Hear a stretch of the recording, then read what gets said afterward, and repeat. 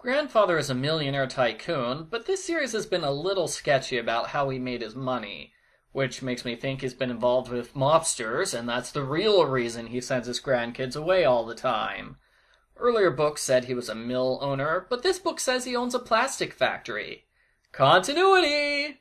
Argo Funk Book Review, Argo Funk Book Review. There's a hobby fair at Oakdale, which is 30 miles away. The Boxcar Children say they'll have to take the bus there, because none of them remember they have a car. Again, continuity! The bus schedule's weird, so the kids are forced to wait for an hour at a bus station. A man named Frank is in charge of the bus station. He also runs a diner here, so he's a bus station attendant/cook. Frank is our mystery today. The Boxcar Children arrive just in time to see him angrily yell at two boys. Frank gets a letter from the Pickett Perfect Paints factory, but he refuses to read it. Also, he mentions new neighbors that he hates. That's about it for Frank. Jessie cooks lunch for everyone. She notices that Frank's kitchen has plant books and a chemistry set, so he's a bus station attendant/cook/chemist. They talk to Frank about everything, but he purposely talks about his problems in vague general terms so as not to give away the solution to the mystery. At the fair, Mr. Pickett gives a presentation about his paint factory. Some people complain that the factory pollutes the air and the river. Mr. Pickett agrees he's killing all the fish, but fish aren't all that important anyway, so who cares? Wow, this guy is mean. The boys start protesting with signs, and we're told there's a big town meeting about the factory tomorrow.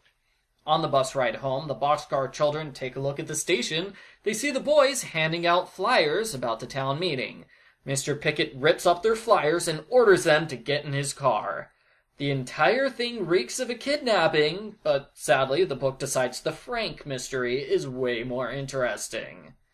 The next day, the Boxcar Children return to the bus station. Henry and Benny pretend to be locals in hopes of getting an inside scoop.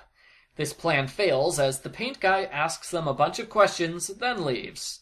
However, they do learn Frank repairs broken machine parts for the factory on occasion, so he's a bus station attendant/cook/chemist/machinist.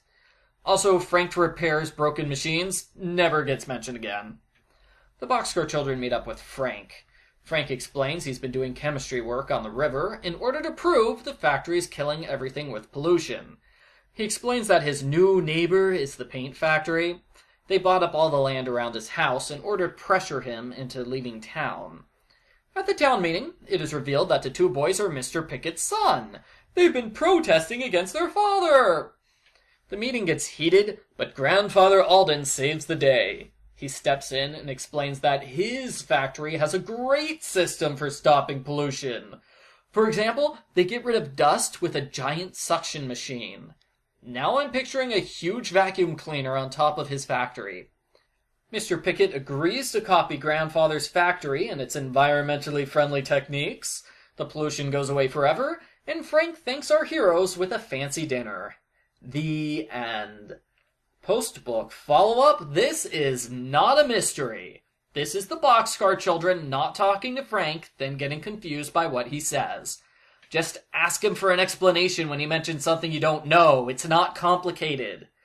And in fact, that is the mystery solution. They wait 60 pages to ask him what's going on, and he tells them, mystery over.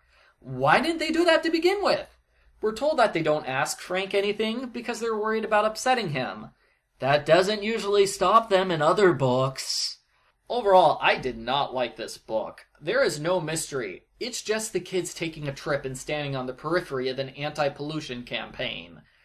I don't know. I just plain didn't like this book, and I couldn't get interested in the story at any point while I was reading it. I actually read the first chapter, got so bored I put the book down, and I probably wouldn't have read it again if I wasn't doing this review series. The only thing I liked about this book was the plot twist of the two kids being Pickett's children. But the two kids didn't play any role in the big town hall meeting, making it a completely wasted plot twist.